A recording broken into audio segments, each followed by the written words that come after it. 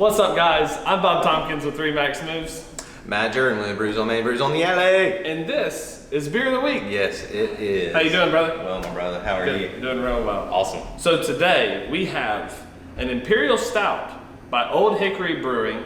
It's the Event Horizon. Yes. It's an Imperial Stout brewed with honey, aged in bourbon barrels. And what's the ABV on this one, Matt? 12.3. Good morning, America.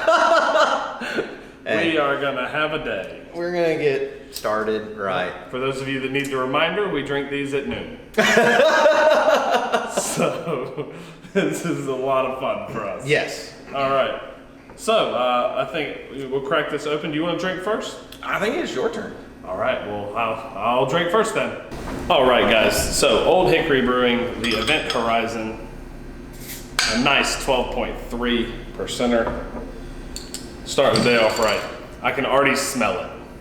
I cracked it open. I can already smell it. Okay, so guys, despite the fact that it is 95 degrees outside and 95% humidity, we have chose the highest ABV and probably the darkest, heaviest beer in the shop to drink today. And I'm actually looking forward to it. Really good color. Goodness, that smells good. All right. This has a very strong bourbon nose to it, but you also get a lot of that sweetness, the sweetness of honey. So, like it says, I mean, brewed with honey and bourbon barrels, that's what you get. And you can smell it from the moment you crack the bottle. I mean, you crack the bottle and that aroma comes right out. So it's got a very full aroma to it, which, if this tastes anything like it smells, this is gonna be one of the best beers we've ever had on the show. So even with the barrel aging, the beer has retained, and they may have carbonized this or recarbonized this once it went into the bottle or bottle condition, I'm not sure, but still has a really nice carbonation. A lot of bourbon barrel aged beers, you really don't see them create any head at all because of the barrel aging. Whew. Yeah, that's dark. And the nose on this, really, really nice.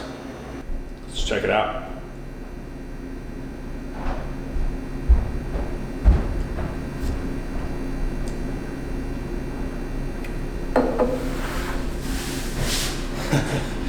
I'm excited.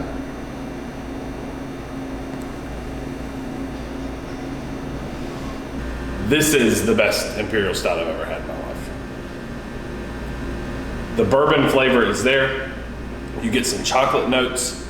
The honey provides a sweetness that mellows out any sort of bitterness that comes from a high ABV Imperial Stout. The body in this is terrific. The nose is phenomenal. We did let it warm up for about 20 minutes before we started drinking it. We took it out of the cooler, let it sit for 20 minutes. But this is everything and more that I hope for when I pick a stout up off the shelf. We did this beer a lot of justice. We literally pulled this beer out of our cooler and let it come down or up to room temperature before we tried this out. This is almost at the perfect temperature to be drinking this type of beer. I'm getting coffee notes, like dark chocolate, almost like a baker's chocolate. I don't get, me personally, a ton of the honey. I think the honey would probably is some of the sweetness that I taste in the beer, but for me with honey, it's like sweet and like earthy all at the same time. And Imperial Stouts, for me, typically already have those notes, like bitter sweetness and earthy notes. So for me, honey actually probably is just, it's in there. It's just, it's a complementary note, not necessarily something that I can pick out. I can pick out the sweetness from the bourbon barrel. You really get the barrel aging on the nose. For me, not as much in the palate.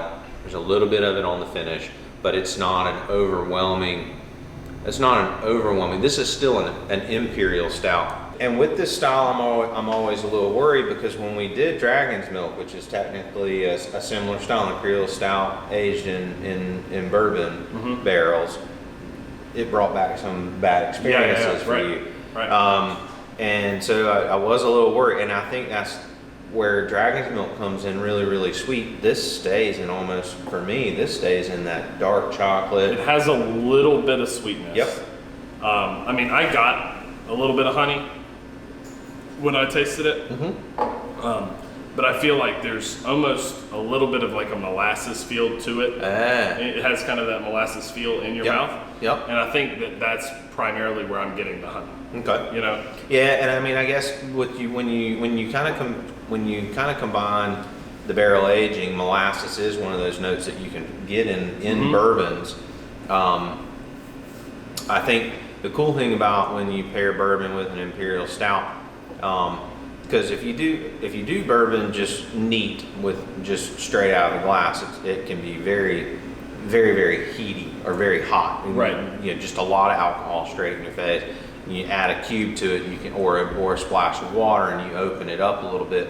That's when you start kind of getting more into the sweet notes or the layers in bourbon.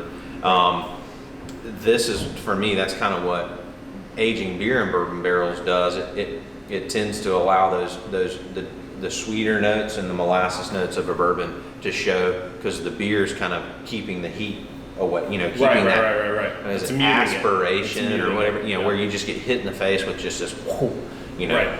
And that's what I love about this, because I really do love bourbon.